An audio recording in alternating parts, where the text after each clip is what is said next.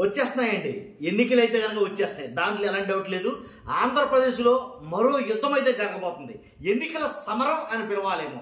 ఏంటా ఎన్నికలు అంటే కనుక స్థానిక సంస్థలలో ఎన్నికలు అయితే కనుక రాబోతున్నాయి.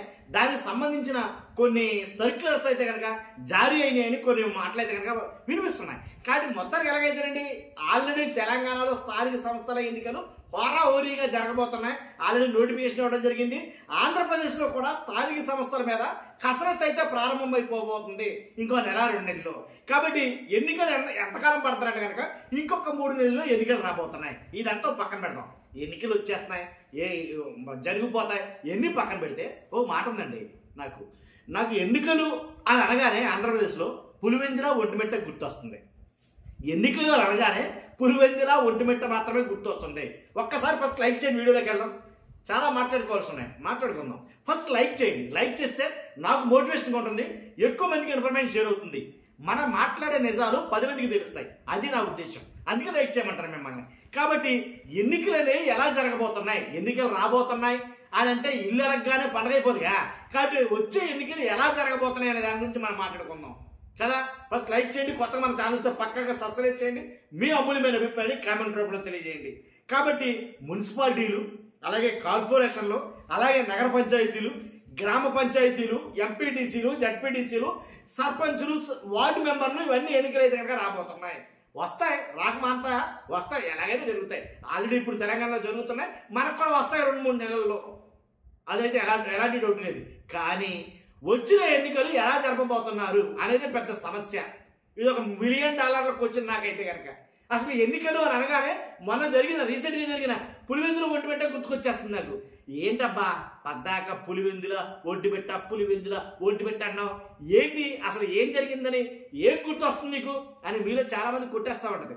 నాకేంటంటే ఇప్పుడు పులివెందుల్లో ఒంటిమిట్టలో జరిగిన ఎన్నికలు చూస్తే కనుక నేను చాలా ఎన్నికలు చూశాను.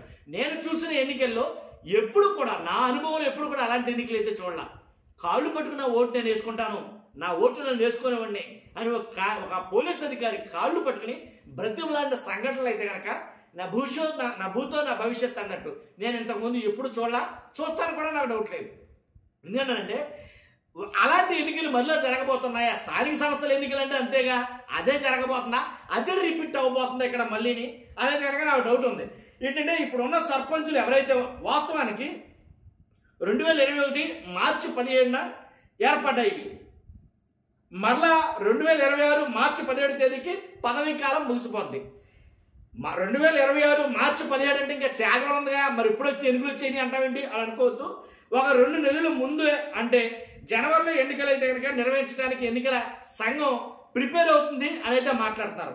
కాబట్టి అంటే 2 నెలలు అంటే ఇంకేముంది, August, September, October, November, December 3 నెలల్లో క్లియర్ అయిపోతుంది. అందుకనే 3 నెలల్లో ఎన్నికలు వస్తాయి అని చాలా మంది మాట్లాడుకున్న మాట. కానీ స్థానిక సంస్థల ఎన్నికలు అనగానే ఒక రకమైనటువంటి వైబ్రేషన్ స్టార్ట్ అయింది. ఎన్నికలు అంటేనే అంతేనేమో నాకు తెలిసి. కాబట్టి ఇప్పుడు ఉన్న సర్పంచుల పదవీ కాలం ముగింపు 2026 ఏప్రిల్ 2వ తేదీన. నాకు తెలిసి సర్పంచులు ఇవి కూడా పెట్టేస్తారా, లేకపోతే కలిపి క్లబ్ చేసి పెడతారా, లేకపోతే వాళ్ళ పదవీ కాలం ముగిసిన తర్వాతే పెడతారా, లేదా 2-3 నెలలు ముందుగానే నిర్వహిస్తారా అనే కొన్ని ప్రశ్నలు అయితే నాకు ఉండిపోయినాయి. వాటికి క్లారిటీ లేదనుకో. సో అలాగే ఎంపీటీసీ, జడ్పీటీసీ, ఎంపీపీ వీళ్ళు ఏదైనా నవంబర్ 2021లో జరగాలి. యాక్చువల్గా వీళ్ళకి ఇంకా టైం ఉంది. ఇప్పుడు ఏంటంటే వీళ్ళకి ఇంకో సంవత్సరం టైం ఉంది, వాళ్ళకి ఇంకా టైం పడుతుంది. కాబట్టి ఏదైతే ముందు అనుకుంటున్నారో మున్సిపాలిటీలు కానీ, కార్పొరేషన్ కానీ, నగర పంచాయతీలు కానీ, గ్రామ పంచాయతీలు కానీ, ఇలాంటివన్నీ కూడా నాకు తెలిసి ఇంకో 2 నెలల్లో కార్యాచరణ అయితే కనుక ప్రారంభిస్తారు. దాంట్లో ఎలాంటి డౌట్ లేదు. కాబట్టి ఇప్పుడు ఎన్నికలు వస్తాయని చెప్పేసి ఆ నోట ఈ నోట ఎక్కువ మంది అయితే మాట్లాడుకోవడం జరుగుతుంది. కాబట్టి ఎన్నికలు వస్తాయని అన్న మాట పక్కన పెడితే కనుక నాకు గుర్తొచ్చేది ఒకటే, ఒంటిమిట్ట, పులివెందుల. కాబట్టి ఎన్నికలు ఎలా నిర్వహించబోతున్నాయి, మొన్న జరిగిన ఎన్నికలు అయితే కనుక ఒక మాట మాట్లాడుకోవాలి. ఎన్నికల సందర్భం వచ్చిందిగా.